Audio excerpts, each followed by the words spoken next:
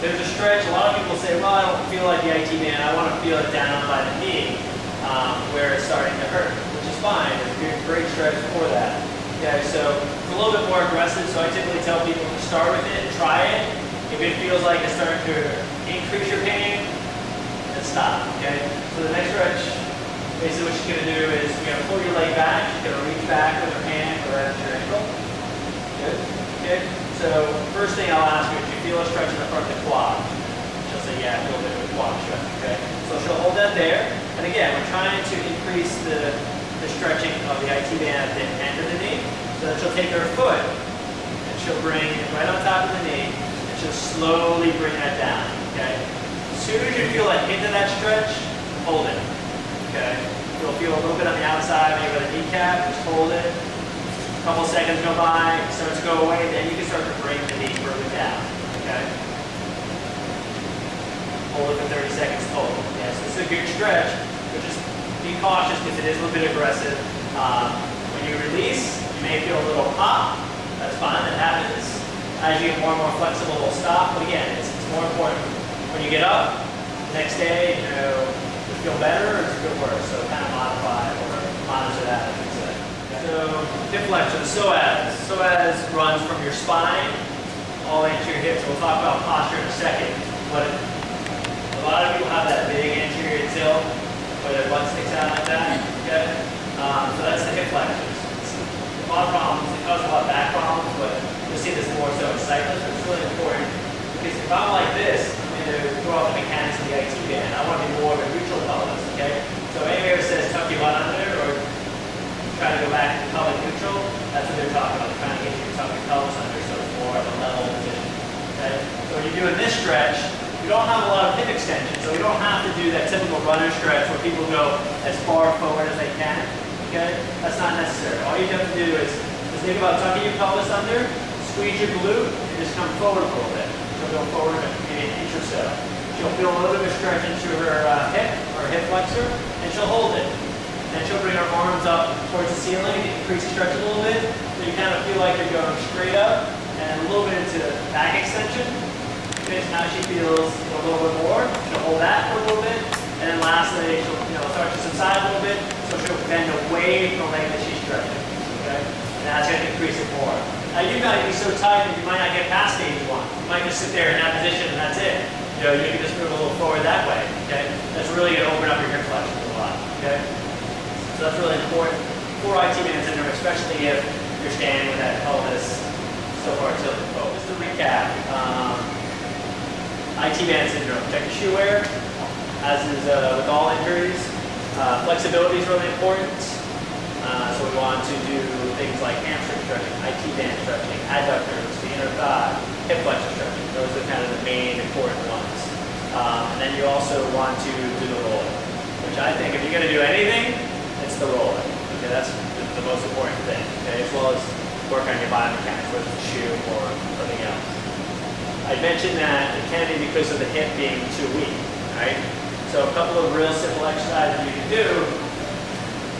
So if this is the hip that's problematic, it's weak. A lot of times I'll have people do both sides, and they'll see, wow, the other side has no control. They'll go to lift the, when we do the high, they'll go to lift it, and you'll see that kind of shaking, moving back and forth.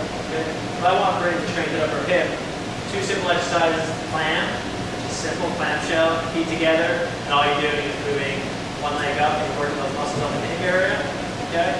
And again, we can start with 2 sets of 10, progress, 2 sets of 12, 2 sets of 15, and then you start using thinner band and some of that weights to make it harder. Or the hydrant, and that's when you basically just lift up the knee and put it together, mirror image of the other leg. Okay? So just up and down. Okay, that's going to work that area. Lastly, you can just do the old cane bottom type exercise, straight legs. Keep the core nice and tight. With all these, think about just using the core, hold the belly button to the spine. That's going to tuck the pelvis under to be in a more neutral position. And you're going to go ahead and lift the leg up into that position. We're working on it here. Okay? So not too high, just working the hip. I don't want to feel pain or pressure in the lower back. We're working the muscles on the outside of the head. Okay? So those are three real simple hip exercises to do. If you have TheraBand, you can put a piece of TheraBand around your ankles. And you guys have seen people probably at the gym doing the side shuffle. Go 15 steps, 20 steps, however long it takes you to feel like that hip that you're leading with starts being worked, and then just go the opposite direction. Okay? Again, you're keeping good posture, keeping your pelvis in neutral, and going back and forth. Again, same thing with stretching. If you're working on a particular muscle, that's what you want to feel. So I mentioned posture. Stop it. Have any of you guys heard or read anything about chi running? Really popular way to run. It's kind of what we've all learned as runners, as coaches. And this guy out in California basically made, he's a Tai Chi guy, and he's basically combined a lot of his Tai Chi with his passion for running. Okay? So we talk that when people stand with that big anterior tilt, okay, the Chi runners will tell you if their pelvis is forward. So if I look at Bryn's posterior part of the pelvis in the front, you can all see that it's downward sloping, right? So to them, you're losing energy, you're letting your chi go forward, okay? So what we want to do is, and this goes with everything, so starting with the feet actually, bring your feet a little closer together, okay?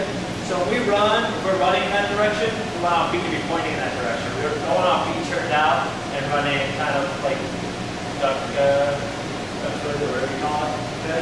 So feet are straight, then we go to the pelvis, and we'll tuck that under a little bit. Now you can see that she went from this anterior tilt to more of a neutral pelvis, right?